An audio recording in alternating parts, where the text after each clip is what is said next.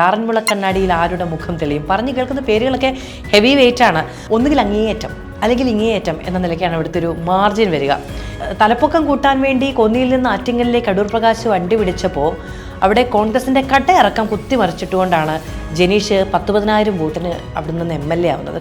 പത്തനംതിട്ട, അടൂര്, ആറന്മുള, റാന്നി, കോന്നി, തിരുവല്ല, ഒരു ഈണത്തിലൊക്കെ പറയാൻ കഴിയും പത്തനംതിട്ടയിലെ നിയമസഭാ മണ്ഡലങ്ങളുടെ പേര്. ഒരു കാലത്ത് കോൺഗ്രസിന്റെ കോട്ടയായിരുന്ന സ്ഥലമാണ്. പക്ഷേ ഇപ്പോൾ പേരിന് പോലും ഒരു മണ്ഡലം പോക്കറ്റിലില്ല എന്നുള്ളതാണ് ഒരു മികച്ച ഇത്. അതിനെന്ത് മാറ്റം വരുമെന്നുള്ളതാണ് ഇത്തവണ ഉറ്റുനോക്കുന്ന ഒരു കാര്യം. ആറന്മുള നോക്കുകയാണെങ്കിൽ ഇത്തവണത്തെ സംസ്ഥാനത്ത് തന്നെ ഉറ്റുനോക്കുന്ന പോരാട്ടങ്ങളിലൊന്ന് ആറന്മുളയിൽ നടക്കും. വീണ ജോർജ് വീണ്ടും മത്സരിക്കാൻ ഇറങ്ങുമെന്നുള്ളത് ഏറെക്കുറെ സ്ഥിരീകരണമായിട്ടുണ്ട്. ആറന്മുള കണ്ണാടിയിൽ ആരുടെ മുഖം തെളിയും പറഞ്ഞു കേൾക്കുന്ന പേരുകളൊക്കെ ഹെവി വെയിറ്റ് ആണ്. അബിൻ വർക്കിയാണ് എതിരാളിയെങ്കിൽ UDF നിന്ന് വരുന്നതെങ്കിൽ എങ്ങനെയുണ്ടായിരിക്കും ആ പോരാട്ടം? അതിനൊപ്പം BJP നിന്ന് പറഞ്ഞു കേൾക്കുന്ന പേര് കുമ്മനം രാജശേഖരൻ്റെതാണ്.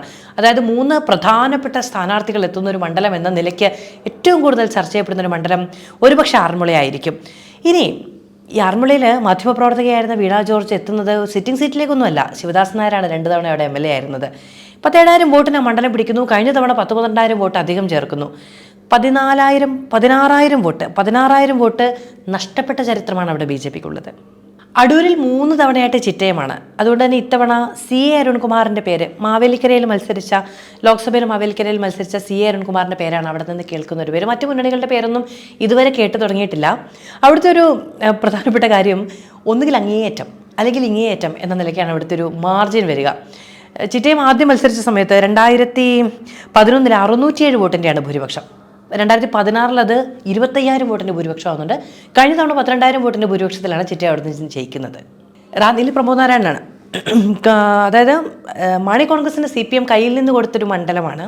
അവിടെ വാർത്തയിലും വിവാദമൊന്നും ഇല്ലെങ്കിലും മണ്ഡലത്തിൽ വളരെ സജീവമായി നിൽക്കുന്നൊരു MLA ആണ്. മറ്റ് മുന്നണികളിൽ നിന്ന് ആരുടെയും പേര് കേൾക്കുന്നില്ല. പ്രമോദ് നാരായണൻ്റെ പേര് തന്നെയാണ് ഇത്തവണയും സാധ്യത എന്നാണ് നമ്മൾ മനസ്സിലാക്കുന്ന ഈ ഘട്ടത്തിൽ. കോന്നി എടുത്തു പറയേണ്ടതാണ് കേട്ടോ. 96 മുതൽ ഇങ്ങോട്ട് അടൂർ പ്രകാശ് കൈവശം വെച്ച ഒരു മണ്ഡലം. അത് തലപ്പൊക്കം കൂട്ടാൻ വേണ്ടി കൊന്നിയിൽ നിന്ന് ആറ്റിങ്ങലിലേക്ക് അടൂർ പ്രകാശ് വണ്ടി പിടിച്ചപ്പോൾ അവിടെ കോൺഗ്രസിന്റെ കട്ടയിറക്കം കുത്തിമറിച്ചിട്ടുകൊണ്ടാണ് ജനീഷ് 10,000 വോട്ടിന് അവിടെ നിന്ന് MLA ആവുന്നത്. കഴിഞ്ഞ തവണയും മോശമല്ലാത്ത സാഹചര്യം ഉണ്ടായി. നോക്കൂ, 2019 അതായത് ശബരിമല പ്രക്ഷോഭത്തിന് ശേഷം അവിടെ സുരേന്ദ്രനടക്കം സ്ഥാനാർത്ഥിയായി നിൽക്കുന്ന ഇടത്താണ് ജനീഷ് കുമാർ ജയിച്ചു കയറുന്നത്. അതിനുശേഷം ആ മണ്ഡലം ജനീഷ് തിരിച്ചു കൊടുത്തിട്ടില്ല. ഇത്തവണ ജനീഷിനെ മത്സരിക്കുമെന്നാണ് പറഞ്ഞു കേൾക്കുന്നത്. മറ്റാരൊക്കെ എന്നുള്ളത് ഇതുവരെ കേട്ടിട്ടുമില്ല. അതുകൊണ്ട് കോന്നിയിൽ പിന്നെ സതീഷ് കൊച്ചുപറമ്പിൽ, ഒന്നുകിൽ സതീഷ് കൊച്ചുപറമ്പിലെ DCC പ്രസിഡന്റ് അല്ലെങ്കിൽ അദ്ദേഹത്തിന്റെ സഹോദരൻ ശൈലാജ്, ഇവരുടെ പേരുകളൊക്കെ കേൾക്കുന്നുണ്ട്. തിരുവല്ല ഇത്തവണയും മാത്യു ടി തോമസ് തന്നെയായിരിക്കും സ്ഥാനാർത്ഥി എന്നാണ് നമുക്ക് മനസ്സിലാക്കാൻ കഴിയുന്നത്. മാത്യു ടി തോമസ് 2006 മുതൽ ഇങ്ങോട്ട് തിരുവല്ലയിൽ നിന്ന് ജയിച്ചു വരികയാണ്. 2006 ആദ്യം 87 മാത്യു ടി തോമസ് ആദ്യം വരുന്നത്. പിന്നീട് മാമത്തായി, എലിസബത്ത് മാമൻ മത്തായി, പിന്നെ 2006 മുതൽ ഇങ്ങോട്ട് മാത്യു ടി തോമസ് എന്നുള്ള നിലയ്ക്കാണ്. മാത്യു ടി തോമസ് തന്നെ ഇത്തവണയും മത്സരിച്ചേക്കും എന്നുള്ളതാണ്.